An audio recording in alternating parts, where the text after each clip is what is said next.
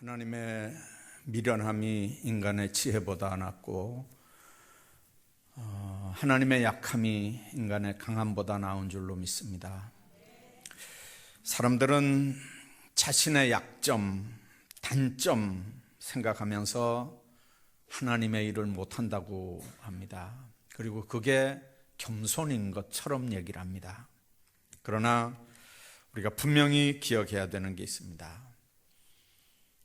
하나님의 일을 내 약점과 단점 때문에 못한다는 말은, 그러면 반대로 하나님의 일은 하나님의 개입, 하나님의 능력 주심, 하나님의 지혜 명철 주심, 때를 따라 돕는 은혜 없이도 얼마든지 내 지혜, 내 명철, 내 능력으로 하나님의 일을 할 수 있다는 말이 되는 거거든요. 하나님은 우리의 약함 때문에 우리를 택하셨고 부르셨다고 합니다. 왜 그렇습니까? 아무도 하나님 앞에서 자기 힘으로, 자기 능력이나 지혜로 하나님의 일을 했다고 자랑치 못하게 하려 함입니다. 만일 천국에 0.0001%라도 자기 힘으로, 자기 노력으로, 자기 능력으로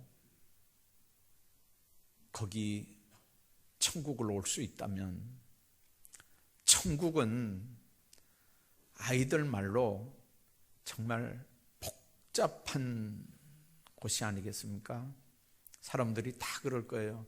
내 능력으로 왔다고, 내 힘으로 왔다고, 내 충성으로 왔다고. 여러분들, 자기 의가 조금이라도 살아서 거기 들어갈 수 있다면 그 천국은 어떻게 되겠습니까? 하나님이 그 꼴을 보시겠습니까? 그러니까 천국 들어온 사람은 0.0000001%도 자기 의로 들어오는 사람은 없도록 만드는 거예요. 거기 들어오는 사람은 모두 하나님의 은혜로 왔고, 거기 들어오는 사람들은 모두 하나님의 그 귀한 사랑 때문에 온 사람들인 걸 자기들이 알기 때문에 그 천국에서도 내가 이렇게 상 받을 일, 내가 이렇게 천국 들어올 자격자라고 어깨에 힘주는 사람들이 한 명도 없고, 거기 들어온 사람들은 다 하나님 앞에 거기 들어올 수 있게 해주신 하나님의 은혜 감사하고 찬양할 수 있는 사람들만 거기 오는 줄로 믿습니다. 하나님의 교회는 안 그럴까요?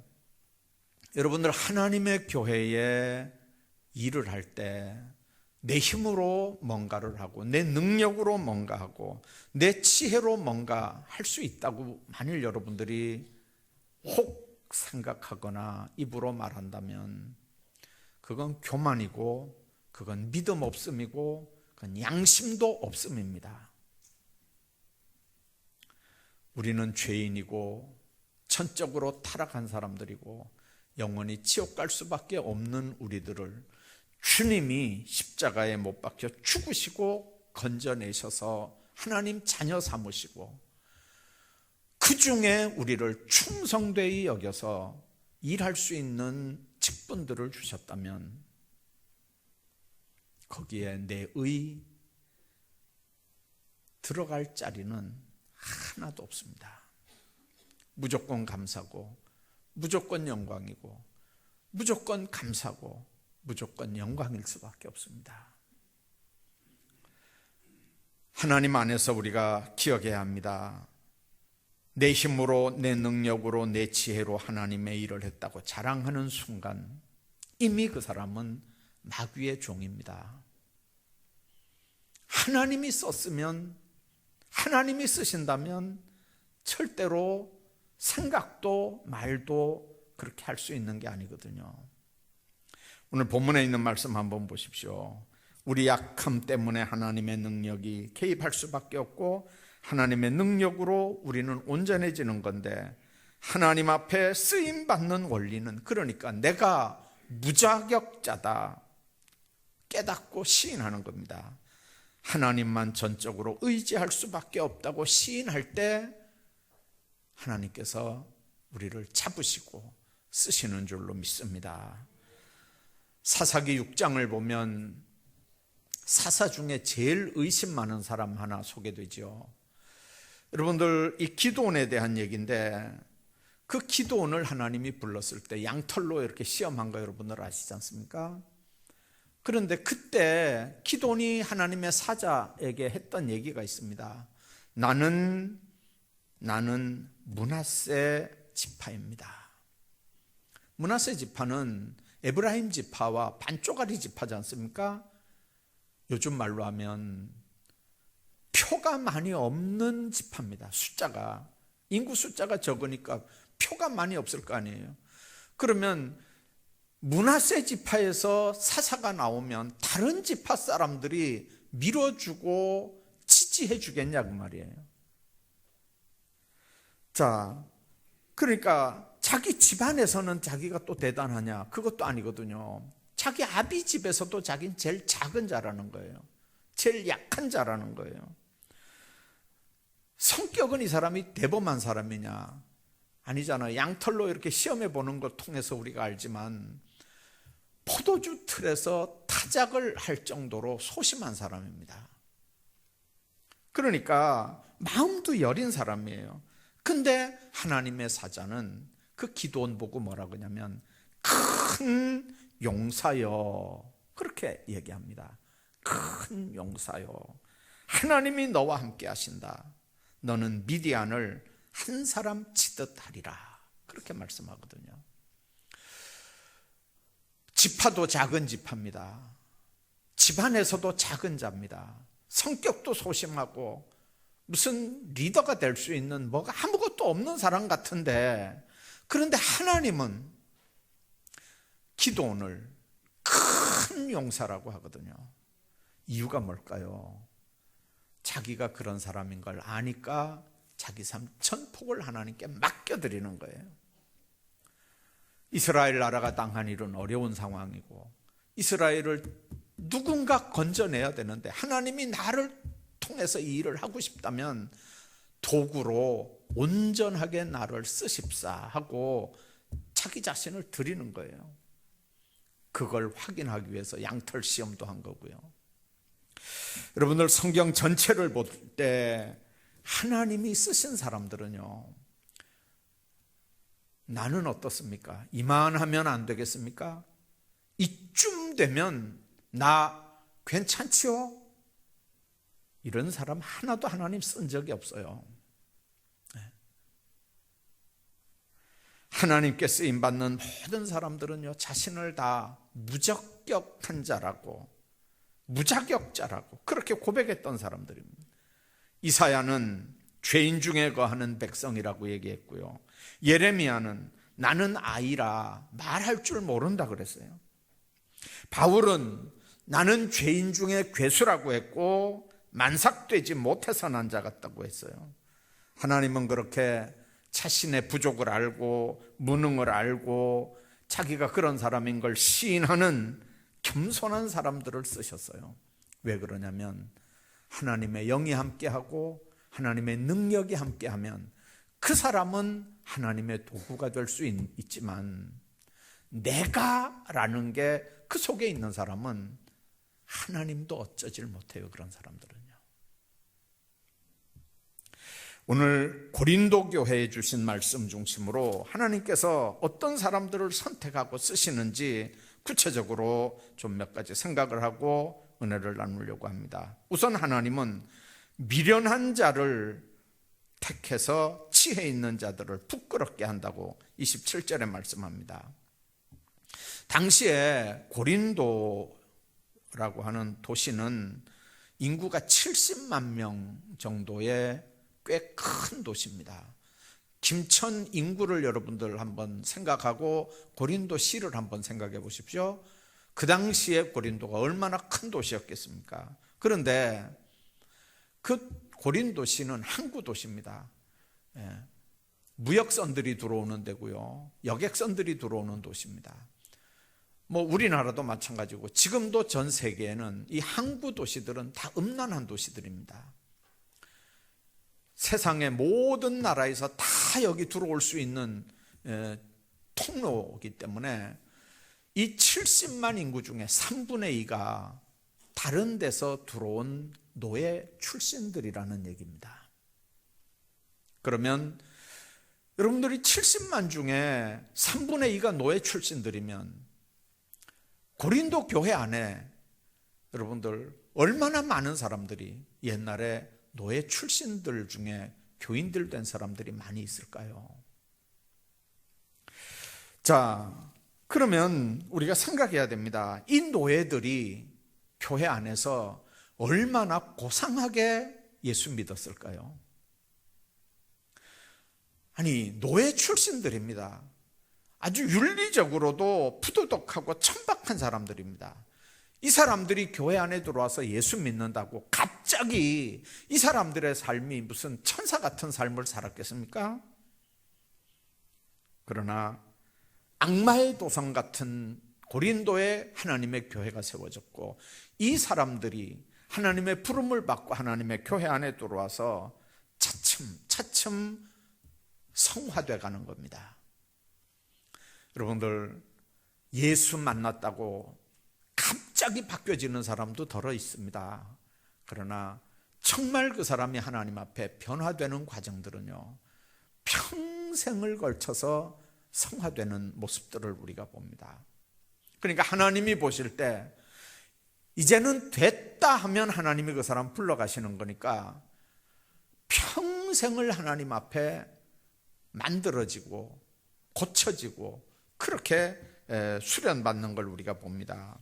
고린도 교회 구성원들, 다른 교회 사람들처럼 대부분 천한직에 직종이 있던 사람들이거든요. 물론 고린도 교회 안에 회당장 그리스보도 있었고 고린도 성의 재물을 보던 에라스도 같은 사람도 있었어요. 귀족 계층의 몇 사람도 있었고 상류 계층의 사람이 얼마 있었던 건 틀림없어요. 오늘 본문에 있는 말씀 26절에도 이런 사람들이 많지 아니하며 문벌 좋은 자가 많지 아니하도다. 많지 않다는 말은 몇 명은 있다 그 말이에요. 자, 그러니까 고린도 교회 성도들은 대부분 몇 사람은 그렇지 않지만 대부분 지혜도 없었고 학문에도 능하지 못했고 문벌도 좋지 못한 사람들이 고린도 교회의 공동체입니다. 바울은 26절에 형제들아 너희를 부르심을 보라. 육체를 따라 지혜 있는 자가 많지 아니하며 문벌 좋은 자가 많지 않다고 그렇게 말씀하거든요. 고린도 교회 성도들의 신분을 노골적으로 표현하고 있습니다. 거꾸로 얘기하면, 직설적으로 얘기하면 너희들 중에 지혜 있는 자가 몇 명이나 되냐? 너희들 중에 문벌 좋은 자가 몇 명이나 되냐? 더 노골적으로 얘기하면 너희들 다 옛날에 노예하다가 노예 생활하던 사람들 아니냐? 뭐 그런 의미로도 이렇게 직접 들을 수 있는 그런 얘기들이거든요. 고린도 교회 성도들의 신분을 노골적으로 이렇게 표현하는 이유가 뭡니까? 그들을 얕잡아 보거나 비난하기 위해서입니까? 그렇지 않습니다. 너희들이 그런 사람들임에도 불구하고 그리스도께서 십자가에 못 박혀 죽으심으로 너희들을 하나님의 자녀가 되게 했다는 거죠. 천국 백성이 되게 했다는 거예요. 그러니까 하나님의 자녀, 하나님의 백성 된 우리가 과거에 어떤 사람이었는지를 생각하라는 거죠. 우리가 그렇게 대단한 사람들이 아님에도 불구하고 하나님이 우리를 부르셨고 하나님의 자녀 삼아주셨다는 걸 기억하라는 거예요. 본문에 미련하다는 말은 세상 기준으로, 세상 사람들 기준으로 볼 때는요, 예수쟁이들이 제일 미련한 거예요.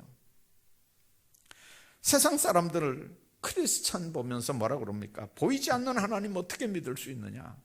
여러분들 그런 사람 안 만나봤습니까? 보지도 않은, 가보지도 않은 천국을 어떻게 믿느냐? 그렇게 얘기합니다.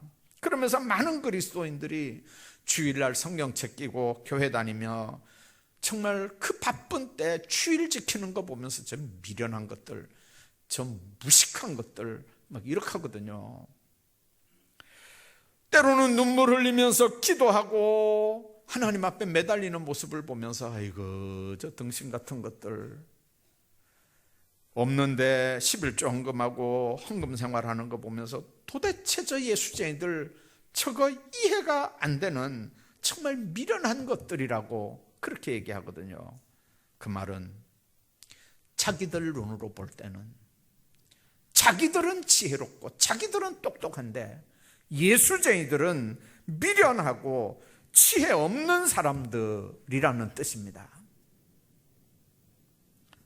그런데 여러분들, 누가 더 지혜 있는 걸까요? 성경 본문에 두 가지 지혜에 대해 말합니다. 하나는 하나님의 지혜요, 하나는 인간의 지혜입니다. 인간들의 지혜는 일시적입니다. 궁극적으로 인간의 지혜에는 열매도 없습니다. 하나님을 절대로 그 지혜 가지고 찾지도 못합니다. 아무리 3차원, 4차원이란 얘기를 해도 인간의 지혜로 하나님을 발견할 수 없습니다. 그런데 하나님은 십자가를 통해서 하나님의 지혜를 인간들에게 나타냈습니다. 아직 주님을 영접하지 못하고 사람의 지혜로만 세상 사는 사람들에게는 하나님의 구원의 은총이라든지 하나님의 구속의 역사를 이해할 수 없어요. 어리석게 보입니다. 그러나 예수를 구주로 영접하고 성령의 감동으로 하나님의 말씀을 깨닫고 살아가는 성도들은 언제나 그 하나님의 은혜 안에 사는 겁니다. 오히려 세상 사람들이 미련하게 보이고 세상 사람들이 불쌍하게 보이는 겁니다. 세상 사람들의 지혜가 더 좋은 지혜일까요? 주님 안에서 그들에게 비판받고 요구도 먹는 하나님이 주시는 지혜로 사는 사람들이 더 지혜로운 걸까요? 죽어봐야 한다고요? 아니요, 안 죽어봐도요, 중환자실에 한번 가보면 누가 더 지혜롭게 세상을 살았는지 중환자실에 가보면 알아요. 임종을 앞두고 있는 호스피스 병동에 가보면 무슨 지혜로, 누가 주는 지혜로 세상을 똑바로 살았는지, 바로 살았는지, 어떤 인생이 더 지혜롭게 세상을 산 사람인지 호스피스 인생 병동에 가보면 답 한가름 나요. 죽기 전에도. 예수님이 가이사라 빌립보 지방에서 제자들에게 너희는 나를 누구라고 하느냐 물었어요. 그때 베드로가 예수님 발 앞에 무릎을 꿇고 주는 그리스도시요 살아계신 하나님의 아들입니다, 그렇게 고백하는 게 마태복음 16장에 기록이 됩니다. 여러분들 상식적으로 한번 생각해 보세요. 예수님은 나사렛 목수 아들 출신입니다. 나이도 베드로가 훨씬 더 많아요. 그런데 나이 많은 베드로가 예수님 앞에 무릎을 꿇고 뭐 랍비여 이것도 아닙니다. 주여 이렇게 얘기합니다. 주여, 주는 그리스도시요 살아계신 하나님의 아들입니다. 이 상식적으로 볼 때 이게 말이 안 되는 거거든요. 이렇게 할 수 있는 게 아니에요. 세상적인 인간의 지혜를 가진 사람은 이렇게 고백할 수 없어요. 이런 건 미련한 자들이나 할 수 있는 말이에요. 그래서 예수님 베드로에게 뭐라고 그랬습니까? 이를 네게 알게 하니는 혈육이 아니요 하늘에 계신 내 아버지시다, 그렇게 말씀합니다. 인간의 지혜로는 하나님 알지 못해요. 인간의 지혜로는 하나님의 일을 상상도 할 수 없어요. 영원한 삶의 길을 제시하거나 인도할 수 있는 능력도 없어요. 인간의 지혜로는 안 돼요. 인간의 지혜는 안 돼요. 그러나 하나님의 지혜로는 십자가를 통해서 우리로 이 땅에 진정한 삶이 뭔지 알게 하고 구원에 이르게 하는 게 하나님의 지혜거든요. 그건 가장 미련하고 어리석은 방법을 통해서 가장 중요하고 큰 일을 이루시는 하나님의 결정적인 지혜인 걸 우리가 압니다. 미련하다고, 지혜가 없다고, 그래서 난 못한다고 탄식하지 말고, 미련하니까 하나님이 지혜 줄 수밖에 없잖아요. 무식하니까 하나님이 지식 줄 수밖에 없잖아요. 하나님 앞에 그냥 나는 미련합니다, 나 지혜 없습니다, 탄식하지 말고 미련한 자들을 택해서 지혜 있는 자들을 부끄럽게 하시는 하나님의 나라 사역에 아름답게 쓰임받는 여러분들 다 되시기를 주의 이름으로 축복합니다. 뿐만 아니라 하나님은 약한 자들을 택하셔서 강한 자들을 부끄럽게 한다는 거예요. 여기서 약하다는 말은 다른 사람이 나한테 잘 못하는데도 그들에게 적대 행위를 하지 않는 걸 얘기합니다. 마귀 도전 앞에는 우리가 담대하게 대적하지요. 이웃 사람의 적대 행위에 대해서는 화평으로, 온유로 남을 용서하는 삶의 자세를 갖는 겁니다. 그게 헬라어 표현의 약하다는 의미예요. 뿐만 아니라 약하다는 말은 육체적으로 병들고 나약하며 정신적으로 허약해서 부적절한 그런 상황을 또 나약하다고, 약하다고 얘기를 해요. 세상에서 강한 자들은 자기를 의지합니다. 그러나 약한 자들은 살아남아야 되니까 본능적으로 강한 자들을 의지하거든요. 여러분들, 스님이, 무당이 예수 믿게 되는 간증을 하는 얘기들이 유튜브에 덜어 나와요. 그 유튜브 얘기들, 간증들을 이렇게 들으면서 제가 느낀 게, 스님은 부처가 최고인 줄 알고 무당은 자기가 받은 신이 최고인 줄 아는데, 예수 믿는 사람들이 앞에 오면 구판이 멈춰진다는 거예요. 자기가 받은 신이 역사하지 못한다는 거예요.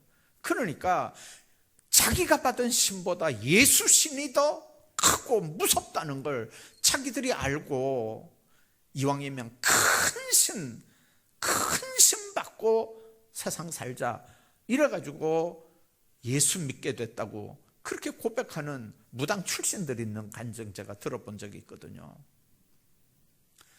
여러분들, 어느 인간이 강합니까? 강한 인간 없습니다. 그래도 우리는 나는 약하니까 강한 사람이 누군가 찾고 거기 의지하려고 하잖아요. 그게 본성이에요. 근데 영적으로도 마찬가지예요. 우리 인간들은 다 약하잖아요. 강한 분이 누굽니까? 창조주가 강합니다. 조물주가 강한 거예요. 그러니까 인간이 아무리 강해도 하나님 앞에 나약하기 때문에 실제로 강한 자가 되려면 하나님 앞에 우리 자신을 맡기고 하나님 의뢰하는 사람이 세상에서 진짜 강한 인생을 살 수 있는 사람입니다. 우리를 성도로 부르신 주님은 우리 약함을 다 거두시고 하나님을 신뢰하기 때문에 강하게 해주셨거든요. 그런 사람들의 고백이 뭡니까? 예수는 나의 힘이요 내 생명과 능력이 된다고 고백하는 거예요. 하나님의 강력한 사랑의 줄이 우리를 붙들고 있는 한 결코 두려워하지도 않고 나약해지지도 않습니다. 세상에서 강하다고 스스로 큰 소리 치는 자들을 놀라게 하고 부끄럽게 만드는 하나님의 섭리가 바로 나약했던 나를 통해서 크고 강하게 역사한다는 걸 믿으시기를 바랍니다. 약합니까? 그래서 주의 일 못한다고요?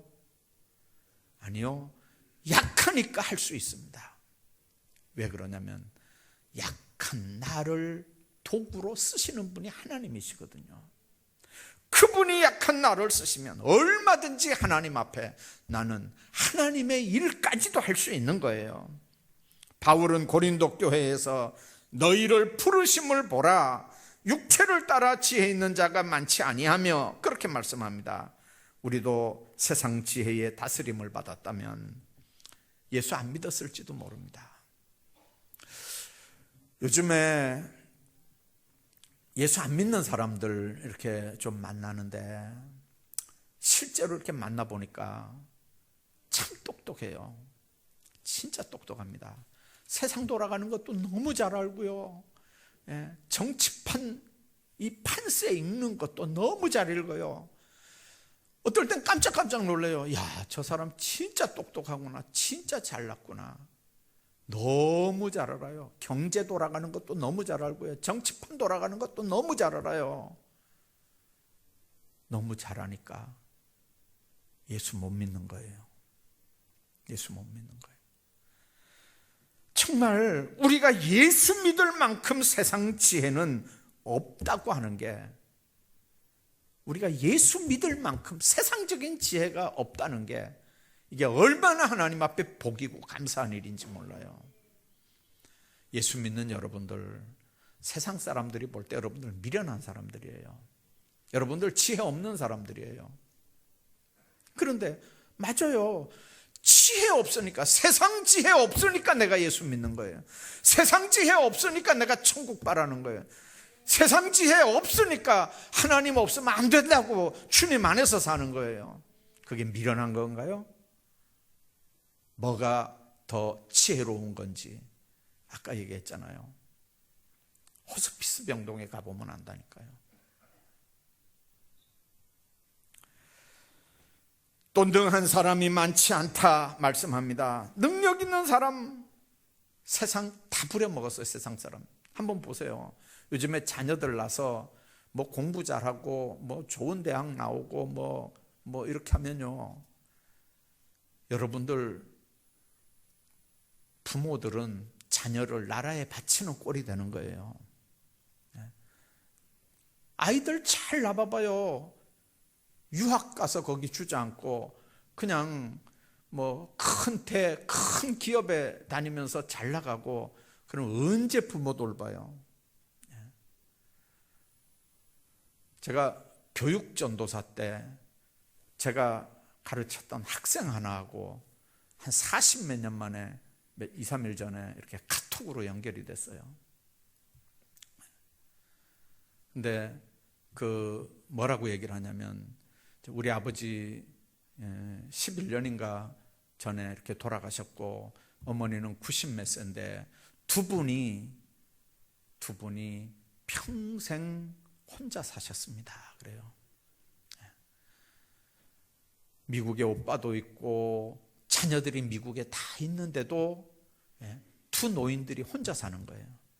그러니까 영감님 돌아가시고 권사님 혼자 계시니까 그 권사님은 그냥 홈케어 받으면서 그냥 그렇게 90몇 세인데 혼자 사는 거예요. 자녀들이 많이 있어도 너무 잘 되니까 부모 돌볼 시간도 여유도 없는 거예요. 하나님 안에서 여러분들 기억해야 합니다. 능한 자가 많고 능력 있는 사람 세상이 다 부려먹어요. 하나님은 세상에 지혜 없는 사람, 능하지 못한 사람을 불러서 하나님의 나라를 위해서 귀한 일꾼들로 사용하거든요. 어떤 분이 그런 얘기하는 걸 들어서 산에 아주 아람들이 나무가 쫙쫙 이렇게 커졌는데 때가 되니까 벌채하는 사람들이 와서 다 톱으로 잘라서 다 가져가는데, 그 산을 지키는 나무는 어떤 나무냐면 쫙쫙 잘 자란 나무들이 아니고 삐뚤어지고 구부러지고 그냥 못생긴 나무, 그런 나무들이 그 산을 지키더라는 거예요. 문벌 좋은 자가 많지 않다고 그랬어요. 역대 대통령 중에 정말 제일 이름만 들으면 여러분들 잘 아는 대통령 아들이 무슨 일 때문에 감옥에 들어갔다가 감옥에서 예수님 만나고 그리고는 목회자가 되겠다고 지금 신학교 가서 전도사가 됐어요. 사람들이 난리가 났어요. 어떻게 그 대통령 아들이 전도사가 됐냐. 아니 대통령 아들은 전도사 되면 안 되나요? 근데 과연 전도사 앞으로 계속 목사할 건지 사람들이 이제 궁금해지는 거예요. 어떻게 대통령 아들 하던 사람이 어떻게 목사가 될까? 그러면 그 목회는 제대로 될까? 이제 막 별별 기사들을 다 올리는 거예요. 문벌 좋은 사람들, 예수님께서 이 땅 오셨을 때 여러분들 제자 부를 때 서기관, 바리새인, 제사장들, 이런 율법사들, 이런 사람들 제자로 불러서 천국 복음 전하게 했으면요, 얼마나 하나님 나라가 잘 전파가 됐을까요? 근데 어떻게 나사렛 갈릴리 바다 가지고 무식한 사람들 불러가지고 사람들에게 요구 얻어먹는 마태 같은 사람 불러서 그렇게 제자로 삼은 거거든요. 그 무식한 사람들, 그 힘없는 사람들, 나약한 사람들, 그 사람들이 오히려 하나님의 능력을 받고 성령 충만해지니까 하나님의 나라를 이 땅에 세우는 귀한 역사들을 이루었던 걸 우리가 압니다. 여러분들, 지금도 주님은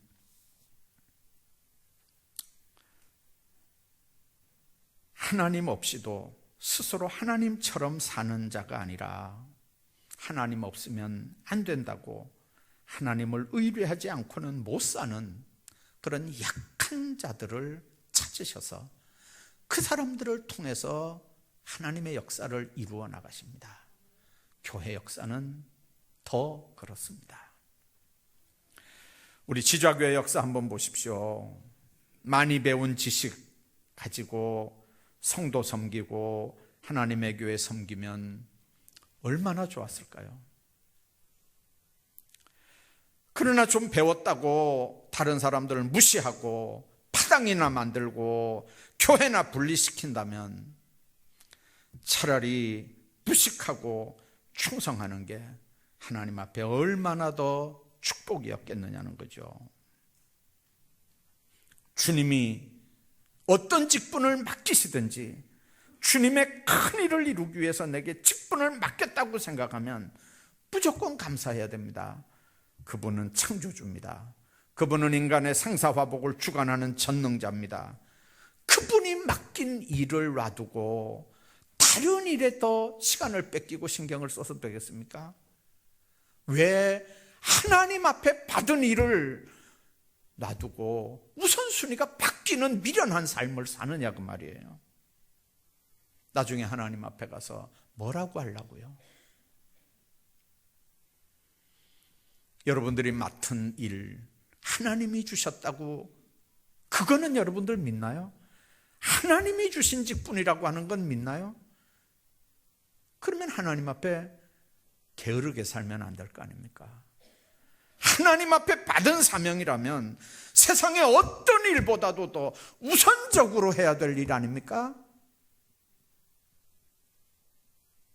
하나님의 지혜와 지식과 능력과 영적인 권위 주심을 우리가 명심하면서 나는 못하지만 그러나 그런 것들을 주실 하나님 믿고 우리가 감당하고 그 일을 순종해 나가는 거거든요. 여러분들, 주시는 능력 받아 주님의 일을 하면 자랑할 것도 없습니다. 교만할 것도 없습니다. 나는 없는 걸요. 나는 못하는데요. 그런데 그분이 능력 주셨고 그분이 힘 주셔서 그분이 지혜 주셔서 일하게 하셨으니까 뭐 자랑할 게 있고 뭐 교만할 게 있습니까? 그분이 하게 하신 거라면 우리를 통해서 주님의 영광만 드러나야 되는 일이 아닙니까? 그런 일꾼들이 우리 교회 안에 많아지기를 주의 이름으로 축복합니다. 우리는 자랑할 게 없는 인간들입니다. 내일 일을 너희가 알지 못하는도다. 너희 생명이 무엇이뇨? 너희는 잠깐 보이다 없어지는 안개니라. 이제 너희가 허탄한 자랑을 자랑하니 이런 자랑은 다 악한 것이라. 야고보서가 말씀합니다. 우리는 누구도 우리 자신의 부유함이나 지혜나 건강함을 하나님 앞에서 자랑할 수 없습니다. 허탄한 자랑이고 이런 자랑은 다 악한 거라는 거예요. 하나님은 세상적으로 볼 때 미련한 자를 택하시고 그들을 통해서 지혜 있다고 하는 사람들을 부끄럽게 하신다고 그랬습니다.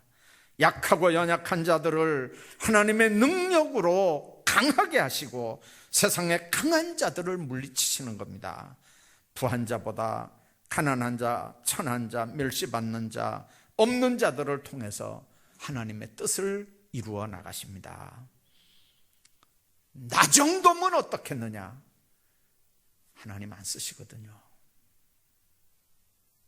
나 정도면 어떻겠느냐? 하나님 안 쓴다니까요.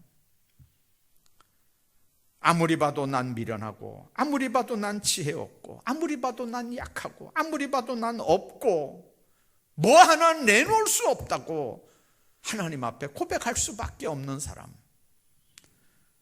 그게 정말 신앙의 고백이면 하나님은 그 사람 통해서 놀랍도록 역사하는 게 하나님의 비밀인 줄로 믿으시기 바랍니다.